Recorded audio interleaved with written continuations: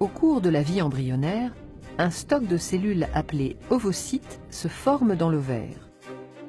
À partir de la puberté et jusqu'à la ménopause, un ovocyte est expulsé chaque mois par l'un des deux ovaires. Il est recueilli par le pavillon de la trompe et devient un ovule. L'ovulation est donc un phénomène cyclique, mais ne représente qu'une des nombreuses étapes du fonctionnement de l'ovaire. Au début d'un cycle, certains ovocytes se préparent à être expulsés. Ils sont contenus dans des follicules. La taille des follicules augmente pendant les 14 premiers jours du cycle. L'un d'eux devient plus imposant que les autres. C'est lui qui va libérer son ovocyte le 14e jour. Après l'ovulation, ce qui reste du follicule dans l'ovaire se transforme en corps jaune. Il se maintient pendant les 14 jours suivants, puis dégénère et le cycle recommence.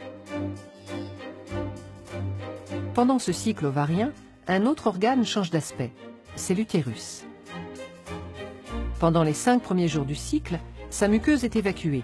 Ce sont les règles ou menstruations. Cette muqueuse se reconstitue durant les 9 jours suivants, période au cours de laquelle sa taille augmente. Après l'ovulation et pendant les 14 derniers jours du cycle, la muqueuse change d'aspect. Elle forme une dentelle utérine très vascularisée.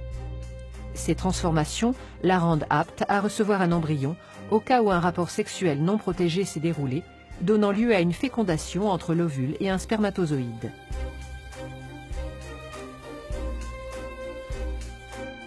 Les propriétés du col de l'utérus sont aussi synchronisées avec le cycle ovarien. Durant les 11 premiers jours du cycle, le mucus présent au niveau du col forme un maillage resserré qui laisse peu de chance aux spermatozoïdes de pénétrer dans la cavité utérine en cas de rapport sexuel. Quelques-uns y arrivent cependant toujours.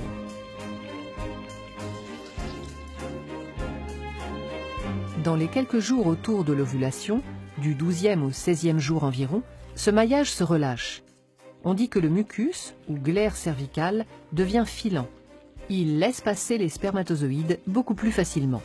C'est le moment où une fécondation a le plus de chances de se produire et de donner lieu à une grossesse.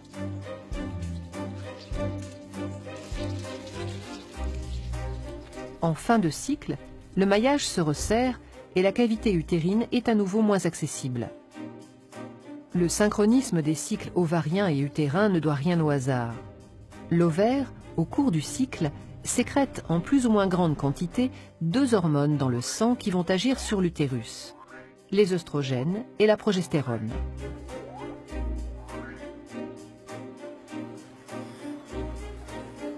Au début du cycle, la concentration sanguine des 2 hormones est très faible. C'est ce qui cause les règles. Les œstrogènes sont surtout sécrétés pendant les 9 jours suivants. L'utérus réagit alors en régénérant sa muqueuse. Avant le 11e jour, la concentration limitée en œstrogènes agit sur le col de l'utérus en induisant un maillage resserré.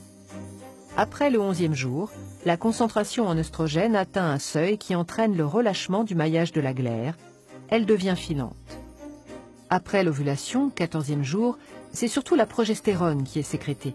Cette hormone induit les transformations de la muqueuse et le retour à un maillage serré de la glaire cervicale.